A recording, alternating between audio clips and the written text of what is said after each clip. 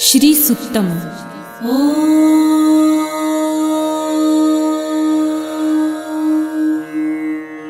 हिरण्यवर्णां हरिणीं सुवर्णरजतस्रजां चन्द्रां हिरण्मयीं लक्ष्मीं जातवेदो महावह ताम आवह जातवेदो लक्ष्मीमनपगामिनीं यस्यां हिरण्यं विन्देयं गामश्वं पुरुषानहम् अश्वपूर्वां रथमध्यां हस्तिनादप्रबोधिनीं श्रियं देवीमुपह्वये श्रीर्मा देवी जुषतां कासोस्मितां हिरण्यप्राकाराम् आर्द्रां ज्वलन्तीं तृप्तां तर्पयन्तीं पद्मे स्थितां पद्मवर्णां तामिहोपह्वये श्रियं चन्द्रां प्रभासां यशसा ज्वलन्तीं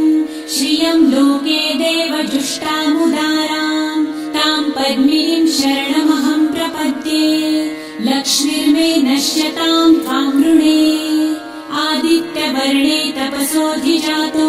वनस्पतिस्तव वृक्षोऽथ बिल्वः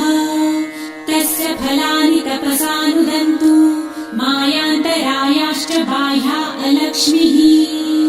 उपैतु मां देवसखः कीर्तिश्च मणिना सह प्रादुर्भूतो सुराष्ट्रेऽस्मिन् कीर्तिमृद्धिं ददातु मे शुत्वपासामलां ज्येष्ठाम् अलक्ष्मीं नाशयाम्यहम् अभूतिं समृद्धिं च सर्वानिर्णुद मे गृहात् गन्धद्वारां दुराधर्षां नित्यपुष्टां करिषिणीम्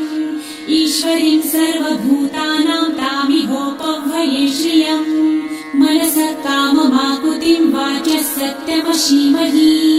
पशूनां रूपमन्नस्य मयि श्रीश्रेयतां यशः कर्दमे प्रजाभूता मयि सम्भव कर्दम श्रियं वासय मे कुले मातरं पद्ममालिनीम् आपसृजन्तु सिद्धानि चित्रितवस मे गृहे निज देवीं मातरं श्रियं वासय मे कुले आर्द्रां पुष्करिणीं पुष्टिपिङ्गलां पद्ममालिनीं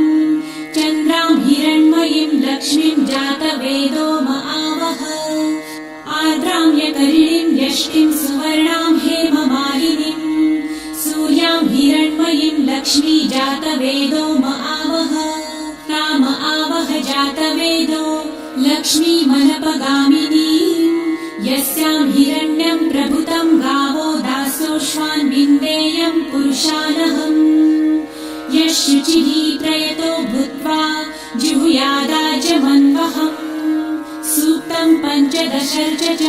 श्रीकामः सततं जपेत् पद्मानने पद्म उरु पद्माक्षी पद्मसम्भवे तन्मे भजसि पद्मक्षी येन सौख्यं लभाम्यहम् अश्वदायै गोदायै धनदायै महाधने धनं मे लभतां देवी सर्वकामांश्च देहि मे पद्मानने पद्मविपत्रे पद्मप्रिये पद्मदलायताक्षी विश्वप्रिये विष्णुमनोनुकूले त्वत्पादपद्मं मयि सन्निधस्त्वम् पुत्रपौत्रं धनं धान्यं हस्ताश्वादिगवेरथम् प्रजानां भवसि माता आयुष्मन्तं करोतु मे धनमग्निर्धनं वायुर्धनं सूर्यो धनं वसु धनमिन्द्रो बृहस्पतिर्वरुणं धनमस्तु मे वैनतेय सोमं पिबतु वृतः सोमं धनस्य सोमिनो मह्यं ददातु सोमिनः न क्रोधो न च मात्सर्य न लोभो नाशुभामतिः भवन्ति कृतपुण्यानां भक्तानां श्रीसूक्तं जपेत् सरसिजनिलये सरोजहस्ते धवलतरां सुखगन्धमाल्यशोभे भगवती हरिवल्लभे मनोज्ञे त्रिभुवनभूतिकरी प्रसीद मह्यम् विष्णुपत्नीं क्षमां देवी माधवी माधवप्रियां लक्ष्मीं प्रियसखीं देवीं नमाम्यच्युतवल्लभाम् महालक्ष्मीं च विद्महे विष्णुपत्नी च धीमहि तन्नो लक्ष्मी प्रचोदयात् श्रीवर्चस्वमायुष्यमारोग्यमाविधाच्छोभमानं महीयते। पशुम् बहुपुत्रलाभम् शतसंवत्सरम् दीर्घमायुः